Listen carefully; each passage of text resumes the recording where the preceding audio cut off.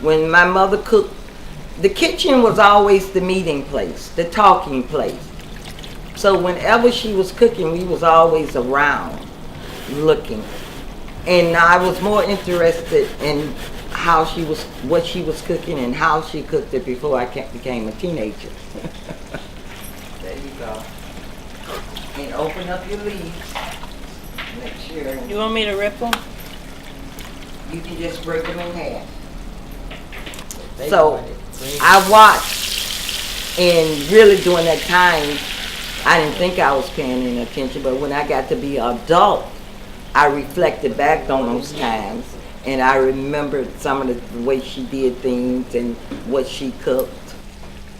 We are here in the kitchen of well-known soul food, healthy soul food cook extraordinaire, Miss Baker, my mother.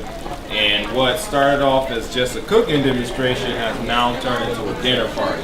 And that's what food does. Food causes community gatherings to happen.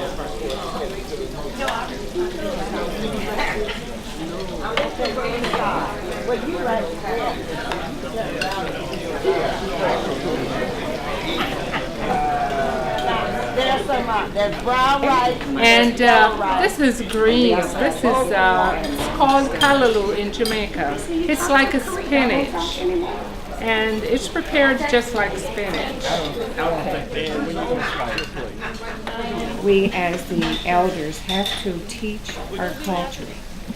And I think you can tie culture in with the food you eat.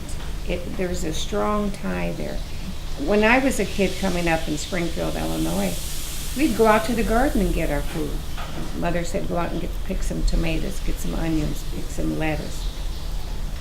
But that was who we were, and we were proud. We shared a lot. We shared a lot with our neighbors, be they Europeans or whoever. But we shared. There was always that. The basis was sharing, caring, and knowing our culture. Get you some fresh tomatoes back. Can you pour me a little ginger? Just put it on the table. Oh, here, over here. Okay. The concept of community basically comes out of the word communion, and communion and fellowship and eating can all be associated with each other. And I think that this provides that cultural bridge, that historical bridge that up to date has been truncated. And the internalized oppression simply means that you don't have any past. And so I think you provide, or this project provides, a very important bridge. And it's done in such a way that it's non-threatening because we all have to eat. Now, I like to eat, but we all have to eat. So.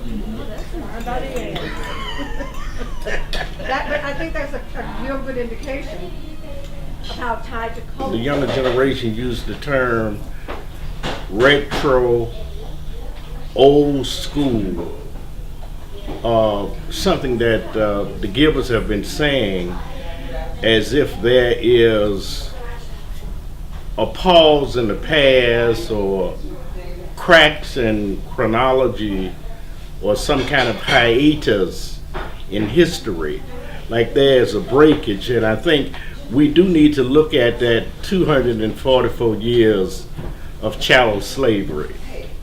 We need to look at that 91 years of segregation, and up to this very moment, what Dr. King calls structural inequality or discrimination. When Anton told me about this project, the first thing I thought about was the way in which this project could raise the consciousness of our people and deal with what Howard Thurman called the imposition of self-rejection. We got to deal with that piece. We know that the other people's ice is colder and so forth and so on, and that's still what I call the pathological perpetuity of plantation politics. It is still with us. And they be talking about retro. I remember in Memphis, Tennessee, when we were so poor, we were down to our last chicken. And we was in the house debating when we're going to eat this last chicken, because we want to prolong this so that once that chicken is gone, we won't be hungry. And my stepfather was a boxer. I had to get a stepfather that was a boxer. I couldn't even threaten him. But we went out to get our last chicken, and the chicken was gone. The people who lived over here did not have any chickens. And we saw smoke coming out of their chimney. And so my whole family went and knocked on the door. And they opened the door, and we recognized our chicken being fried. That was the smoke coming out the chimney. The first inclination in my stepfather was to destroy the person who took our chicken. And my mother begged him not to do what he had been doing for years. And we reconcile. I'm talking about how food fosters community. We went in, and I don't know how that chicken stretched that far, but we sit down and we ate the last chicken together. And my children, my grandchildren, they need to know, I'm not that old, they need to know how history is right now.